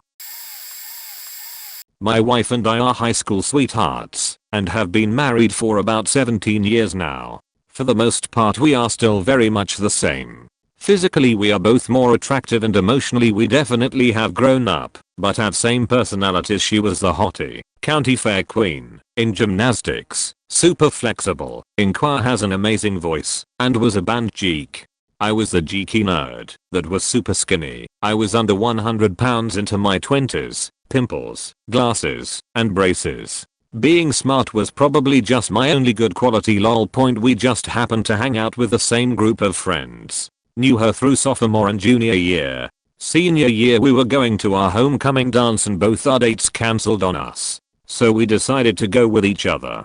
Had so much fun that we started dated, and the rest is history. We went to college together. Those were our rough times, where we had a lot of growing up to do. But we got through it together, and learned to work as a team. Fast forward. She is still an amazing person, works very hard, at one point going to school full time, and working while raising 2 kids and pregnant as a single parent, while I was on deployment. She is an amazing wife and mother. I definitely changed quite a bit. I joined the military, got eye surgery, lost my braces, and am now at a very healthy weight. I've also done fairly well in my career myself as well. My dad was a cool guy during his high and college, had pretty girls swooning over him and everything, and well he was good in academics too, so had sort of a perfect life. Also he was the only kid of my grandparents who lived in the city with my grandfather. My grandfather suddenly got ill, his health kept declining, and he had to retire from his well-paying job earlier than he was supposed to. He got the opportunity to give the job to one of their sons. He gave the job to the other son. My dad was very disappointed, since he had to drop his degree in between, and he had to work some small jobs for the family, since his brother was gonna get the job a year later. My uncle was minor, and used to drink and gamble. My grandpa died the same year, got married to my mom 2 years later. Well, she was the perfect homemaker. So everything started getting back in place. Now my father is kinda boring and introverted. I think it's because of all he had to face at an early age. But rarely dresses up or does self-care things. He says the quarantine has made him lazy. So I agree to that too. But all in all my uncle kinda cheated on him for the job. And since my father is the eldest he forgave him. And I think that had him depressed for some years. But since my mom had started dressing up and doing self-care he's also started doing it. So feels nice to him doing things he did 5 years back, before. My uncle got into an accident that distorted his face for life and he can't eat food. I have a high school sweetheart. I've been with my love for approximately 12 years going on 13. We had a rough relationship. Being one of the cool kids in school I didn't put her in my first priority, and my love being so shy, innocent and fragile. Could have never understood why she laid eyes on me. Having this bad reputation not with girls, but as a person. I was a selfish person always looking to better myself. The day I meet her was by my friend.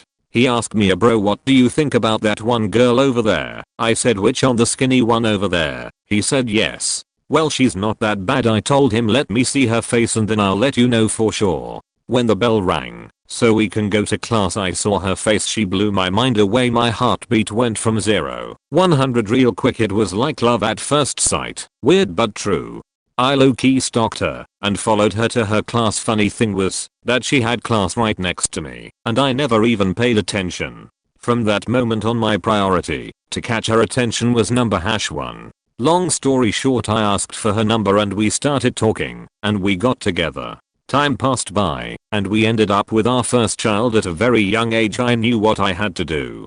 Leave my old life behind and fight for my new family and thrive for them. I tried to go to college, but truly school isn't for everyone, especially when you have a time bomb on your hands. 1 year of Santa Monica College, I said I quit. I need a job. I need something to provide for my kid and wife. So I started working in a shipping and receiving company that lasted 3 years and nothing but money issues.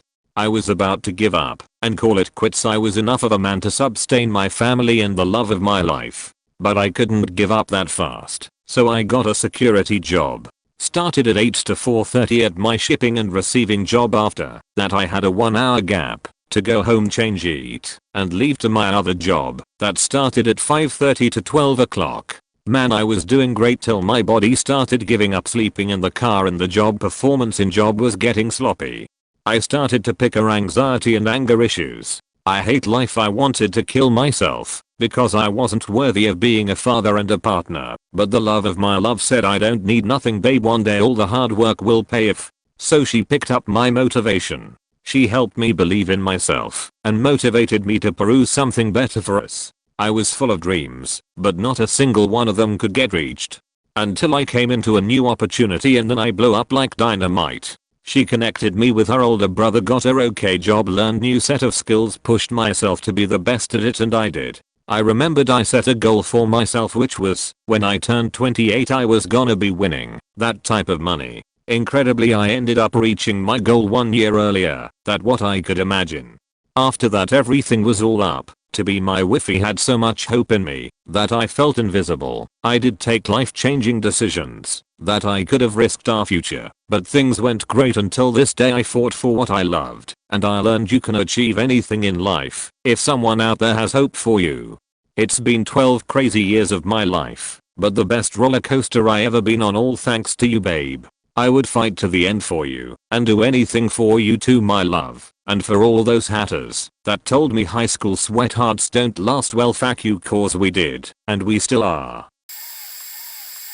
The problem is, everyone's definition of cool kid depends on the school and personal interpretation of what it means to be cool. Point, and the reality is, regardless of socioeconomic group, demographics or geographic location, each group of students will have a cool kid. Well, depending on what you think is cool, it's an interesting study to see what happened to a defined set of cool kids post-graduation, and I wonder if such a study has already been done. What is the definition of success, and what happens at 5, 10, 20, 30, 50 years post-graduation? Think about it. You could go to the most dangerous, drug-addled part of town, and in that school, there will be a cool kid, and depending on the definition of cool, it could be the loudmouthed jerk who has many friends, or it could be the editor of the paper and school valedictorian. One could also go to the most private and elite school in Switzerland and find the cool kid.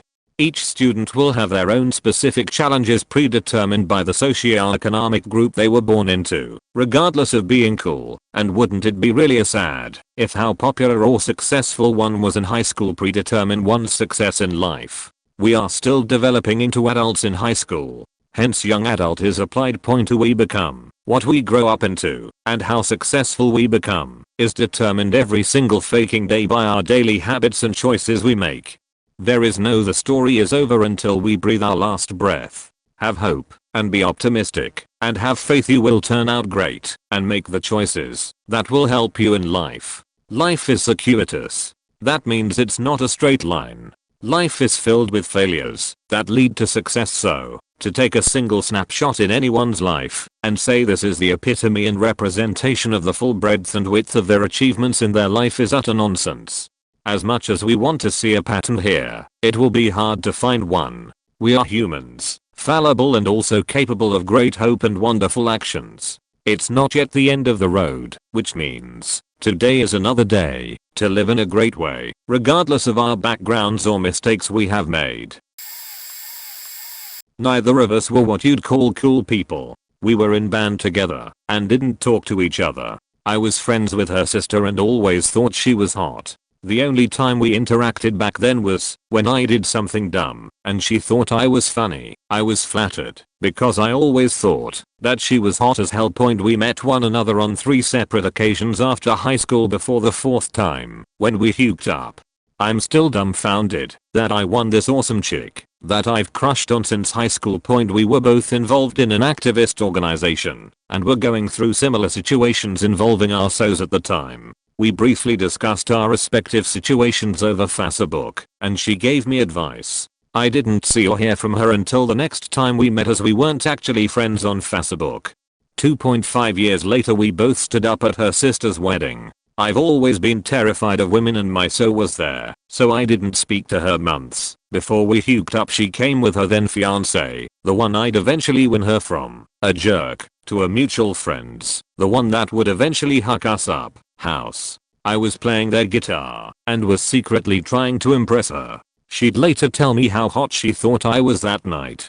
The next time we hooked up, and I told her that she should break up with Jude and be with me, so she texted him, dumped him, and we've been together ever since. Married for 4 years now. It's still insane to me that we were in such close proximity for so many years yet never dated. I frequently tell her how dumbfounded I still am that I won her and that she's still a dream come true. We've been together for 6.5 years, and we still laugh hours off together daily and have fun, just like it was still the first few months. She has always been an incredible stepmother, previously mentioned, so is the BM of my daughter. She has never put effort in, and we have a son together. I could never ask for a better wife. Seriously. Every time I think about it, I'm dumbfounded. Sorry, doesn't answer your question, and is sappy as hell. But I still think it's a cool story. My mom is 4 years younger than my dad. They went to the same high school. Dad was the very popular senior who also was a ladies' man, and mom was the shy and beautiful 9th grader that every boy had a crush on. They got acquaintances on a school trip and '86 when my mom was a senior and my dad was in college. My maternal grandpa thought of dad as a milksop and my paternal grandmother was never fond of mom, yet they got married in 1990 and had my sister a year after and me later on. I always thought that my parents' relationship had such a beautiful history, but about 3 years ago mom and me had accidentally caught dad cheating and things rapidly went south ever since. I found out from mom that their relationship had always been really toxic and passive aggressive. Dad always wanted that things be done in his way and would always take credit for mom's work, not to mention that he was double-faced, manipulative, and selfish. He was barely involved during my sister's toddlerhood and would always punish me or give me weeks of silent treatment out of childish reasons. The reason why mom hadn't ever left him was because of his insisting for them to remain a unit and because she thought that this was the price for unconditional love. Now they are getting a divorce because dad swore to his mistress that he would leave us for her. Also trying to win her the exact same way he did with mom, and mom is a complete nervous wreck because of various reasons, financial, emotional, physical, etc. I really do hope that karma will eventually catch up to him. TLDR, my parents were high school sweethearts, got married for 30 years, and then got divorced because of my dad's infidelity and toxicity, leaving behind 3 traumatized nervous wrecks. Edited to fix typo. Brenda and Eddie were the popular studies and the king and the queen of the prom, riding around with the car top down and the radio on. Nobody looked any finer or was more of a hit at the Parkway Diner. We never knew we could want more than that out of life. Surely Brenda and Eddie would always know how to survive. Brenda and Eddie were still going steady in the summer of '75 when they decided the marriage would be at the end of July. Everyone said they were crazy. Brenda, you know you're much too lazy. Eddie could never afford to live that kind of life. But there we were, waving Brenda and Eddie goodbye.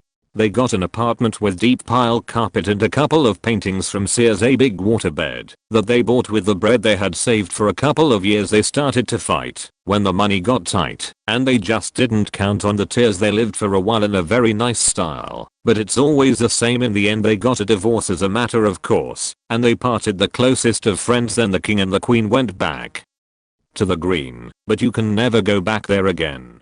Brenda and Eddie had had it already by the summer of '75. From the high to the low to the end of the show. For the rest of their lives they couldn't go back to the grease, as the best they could do was pick up the pieces. We always knew they would both find a way to get by. That's all I heard about Brenda and Eddie. Can't tell you more than I told you already, and here we are waving Brenda and Eddie goodbye.